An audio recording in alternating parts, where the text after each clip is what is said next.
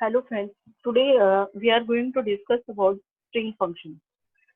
In the last session we have already understood about what is a string. So let us understand about what are the various functions which we are going to learn in string. So last class I have already discussed with this. You can go to the previous video and check that. Now let us understand the string handling methods. The first method is your trim method. Trim method, it removes the white space from both ends of the string. Second is to lowercase, which converts all the characters in this string to lowercase. Third is to uppercase, it converts all the characters in this string to uppercase. Length, it returns the length of a specified string. Char@, returns the character at a specified index. Then index of, returns the index within the string of a first occurrence of a specified character. Last index of, it will return the index within the string of the last occurrence. Okay, so first we'll see all these 7 methods, then we'll go ahead.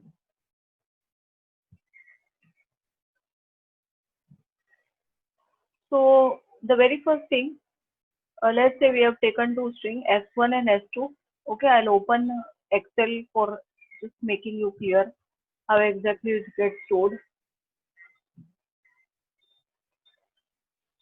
Okay, so this is how your data will be stored, or we have to keep this in mind when we are understanding this. So string S1, if you see here, computer will get stored like this. Okay, and the index of the first letter is 0 and it goes up to 7. If you take the length of the string, that is f1 dot length, it will give you the count of the letters, that is 1, 2, 3, 4, 5, 6, 7, 8. So if you see here length, if you try to calculate the length, you will get the count. So here the answer will be 8. Okay, answer will be 8. Now here system.out.println, at index of s1. Now what does that mean? Char at 3. Char at 3 means at that particular index number. So here if you see, char at 3 means actually this. So answer will be P over here. If you try to execute the code, you will get the answer as capital P. Okay. Then you have s2 dot index of I. Now what does that mean? Character is given, you are supposed to find the index of that. So what is the index of I? Let us understand that. Index of I in this case, that we have to do it in the next. We have to take the second string, because here we have taken S2. S2 is nothing but application. So here index of I is going to be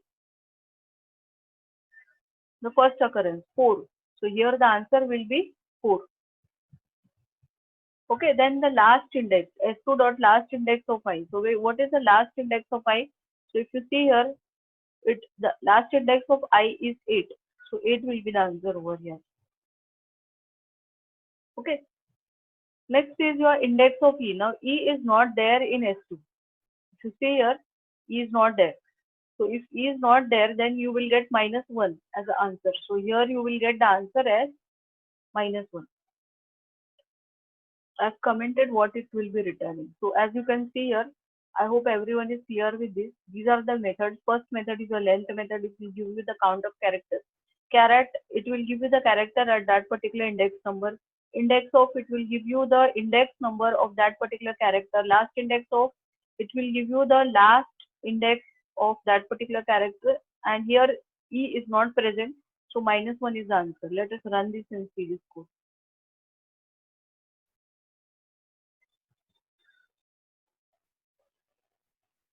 So this is what you will get: 8, P, 4, 8 and -1. I hope you are clear with this. Let us go ahead with the next concept.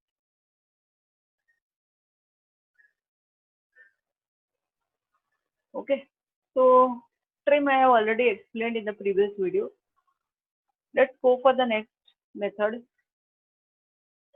Next method we have discussed up to here. Then next is your two lowercase and two uppercase. Now these two methods are very simple.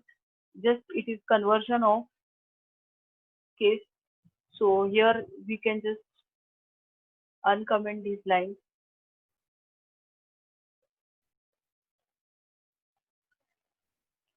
Okay, so here as you can see, S1 dot two lowercase. Two lowercase means what happens? Now here S1 has got a value computer. Computer is in capital. It will get converted into lowercase. Okay, so answer for this will be what? Here you will get it as lowercase, so computer, this will be the answer.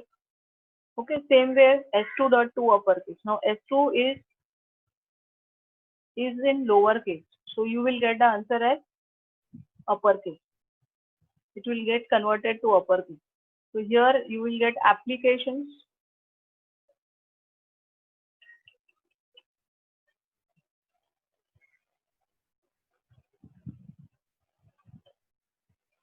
Okay, so I hope it is clear. It's not very difficult. Simply what you have to do, take the string dot to lowercase, it will get converted to lowercase.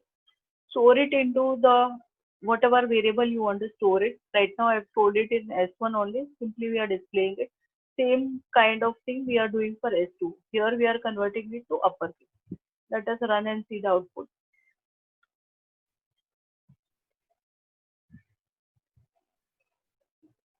So here, as you can see, computer, it will come in lowercase and it will come in uppercase. Okay.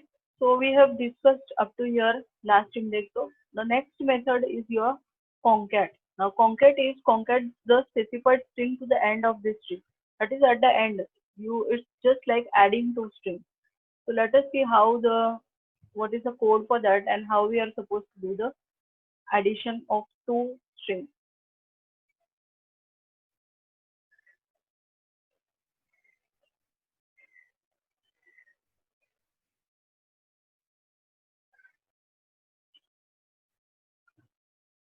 Okay, now this is your concatenation. I'll just comment this. We'll only execute the concat part because that is a bit complex. So I'll just comment everything.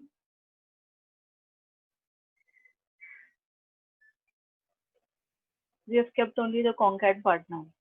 Okay, so we have taken, let's say we have taken here S3 and S4, Asha and Bor. Okay, we have taken anything. You can do write anything over there. Okay, I have taken a short string and S5 and S6. Let us see what happens over here.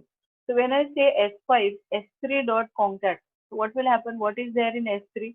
Let us store some value over here. Okay, or we can simply change this. Instead of writing S3, I can just make it as S1. And here I can change it to S2. Okay, so this is much more simpler, just to make you understand. Okay, instead of taking two other things, S1 dot concat. Now S1 means first what will happen? First computer will be taken from the first string. Then what is there? Space is there, so space will be taken. And then we are having concat S2. So what will happen? Applications will be taken. So if you want to display S5, this is how you will give. How to use it? You have to take the first string dot concat and then whatever string you want to add with that, that is supposed to be written inside a bracket. Okay. Another way of concatenating is this. Simply we can write S6 is equal to S1 plus double quotes plus S2. So these are the two ways of concatenating two strings. Let us see the output. So both cases we have used the same thing, so we can make use of that. I hope it is clear. Let's go ahead for the next method. Okay, next is your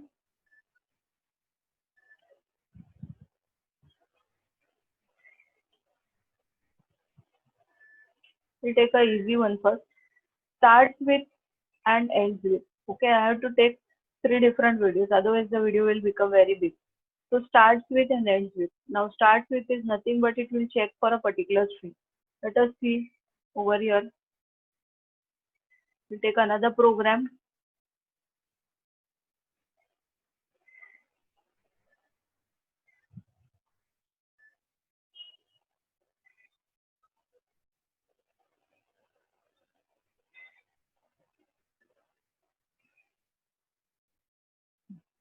Now here what we have done, let's say this is my string.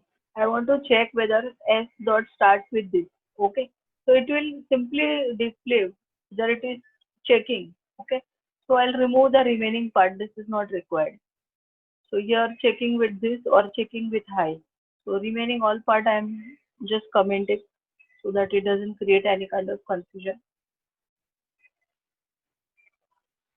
Okay. So first case, I'm checking whether it is starting with this and another one starting with high. So let's see what is the output you are getting.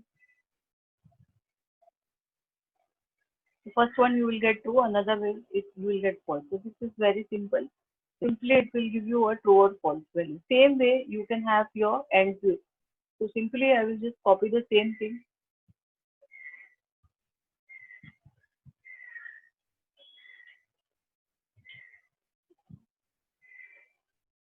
Here instead of start with, I have to write end with.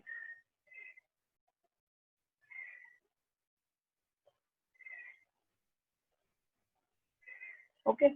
So let's say it is ending with string and it is ending with high. So here also what will happen? It is ending with string. It will give you a true value, and next time it will give you a false value. A very pretty simple methods, not very difficult.